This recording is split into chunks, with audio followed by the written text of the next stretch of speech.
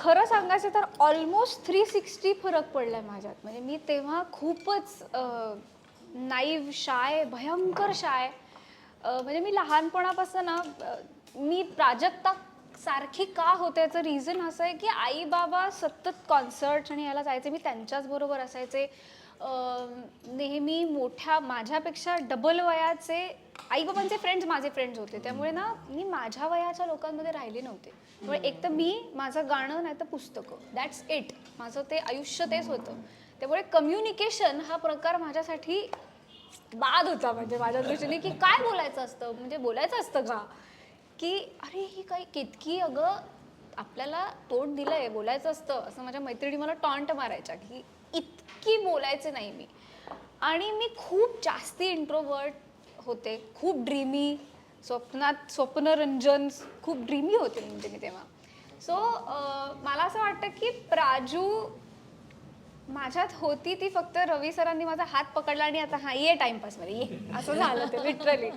कारण खरंच मला काही वेगळं नाही करावं लागलं आणि कुठेतरी ते खरं ते होतं, त्यामुळे ते तसं दिसलं पडद्यावर असं मी म्हणेन. कारण मला बॉडी लँग्वेजवर काम नाही करावं लागलं. मी खरंच माझं शायनेस असल्यामुळे सगळं तसंच होतं. म्हणजे इवन सेटवर सुद्धा मी खूप कमी बोलायचे. मी आणि प्रथमेश सुद्धा आम्ही प्रमोशन्समध्ये ॲक्च्युली फ्रेंड्स झालो. आम्ही बोललोच नाही अख्खं फिल्ममध्ये फार. अच्छा हां हॅलो हाय वगैरे असं. म्हणजे एका पॉईंटला आय एम शुअर आम्हालाही असं वाटत होतं की हे कसं होईल वर्कआउट, ही केमिस्ट्री कशी वर्कआउट होईल. पण ती actually it help for the better असं मला वाटतं की. आणि काही कॅरेक्टर्स अशी असतात ना की जी तुमच्या आयुष्यात एक ब्लेसिंग म्हणून येतात. मला असं वाटतं Praju is the biggest blessing of my life. कारण आज मला केतकी म्हणून हाक मारल्यानंतर प्रॉबेबली माझं लक्ष जाणार नाही, पण प्राजू म्हणल्यानंतर पटकन असं होतं माझं. कारण पहिले तू प्राजू ना असंच विचारतात लोक.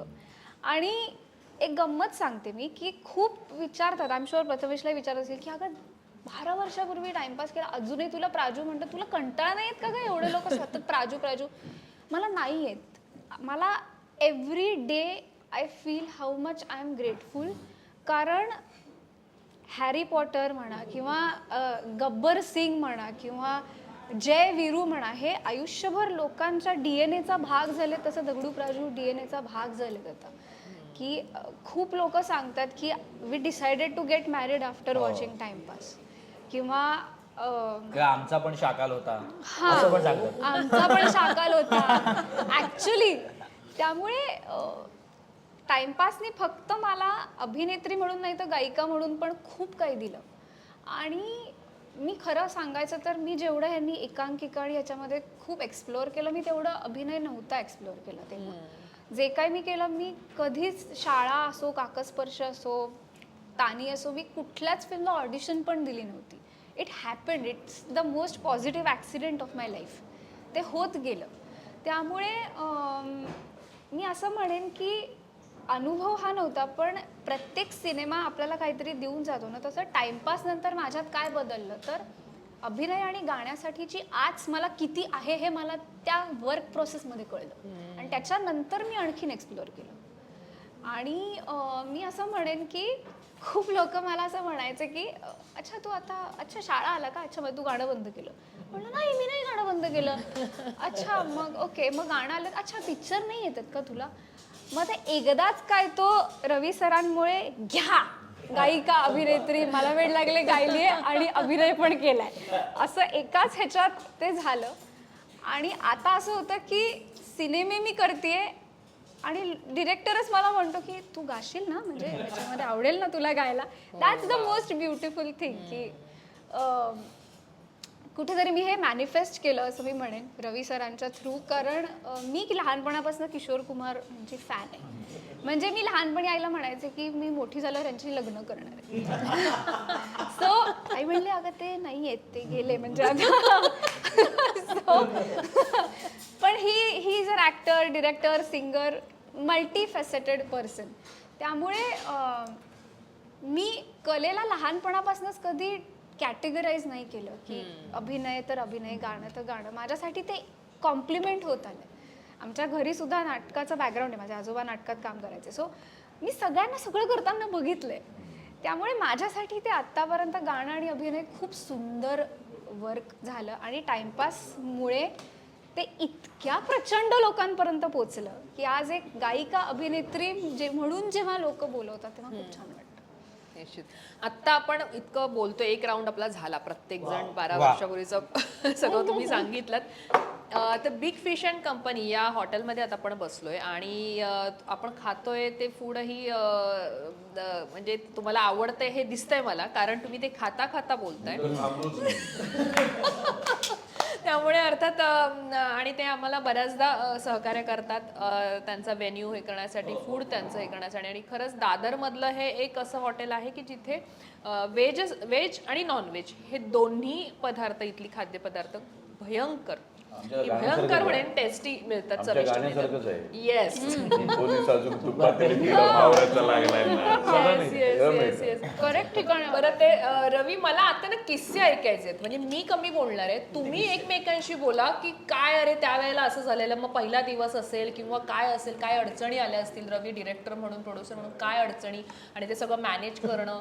आणि लोकेशन जे तू घेतलेलेस ते भन्नाट होते. मला ती चाळ खूप आवडली होती. त्यानंतर ते पाईपलाईनच्या जवळ ह्यांचं गाणं, कारण मी बेसिकली ठाण्यातली असल्यामुळे ही पाईपलाईन आमच्या असं जवळची आहे, त्या ठाण्यातला एक भाग आहे. त्यामुळे एक ते खूप खरे वाटले होते. त्यामुळे ती तुझी जी जर्नी आहे, ते काही किस्से असतील तिथले, ते मला ऐकायला आवडतील. लोकेशन म्हणजे तर ॲक्च्युली बघ, नटरंग अख्खा कोल्हापूरला झाला होता बऱ्यापैकी. बालगंधर्व ऑलमोस्ट 90% भोरला झाला होता. त्यामुळे मला होपसिक व्हायला व्हायचं खूप, अशा लांब शूटिंगला गेलो होतो किंवा मीटिंग सगळ्या मुंबईला वगैरे व्हायच्या. मग बालकपालाकडून ठाण्यातच मी ऑफिस चालू केलं. ते ऑफिस माझं होतं, ते माझं ऑफिसपेक्षा यांचं घर होतं सगळ्यांचं.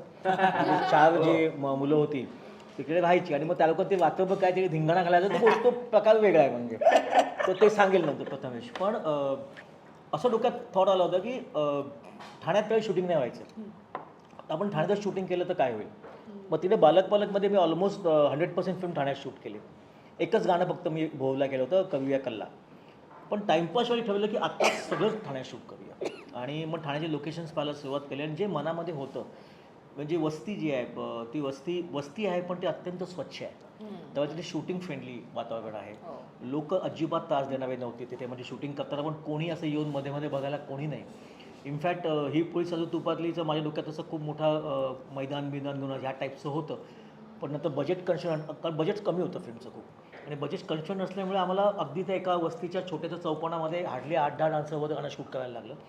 पण त्यात बाकीची जी माणसं आहेत ती सगळी त्या वस्तीतलीच माणसं आहेत. आणि ती वस्तीतल्या माणसांनी त्या गाण्यामध्ये भाग घेऊन वगैरे बाजू सगळे दिसतात ते सगळे वस्तीतलं. म्हणजे एवढे जुने आणले तर 100-200 तर आमचं बजेट तिथेच संपलं असतं.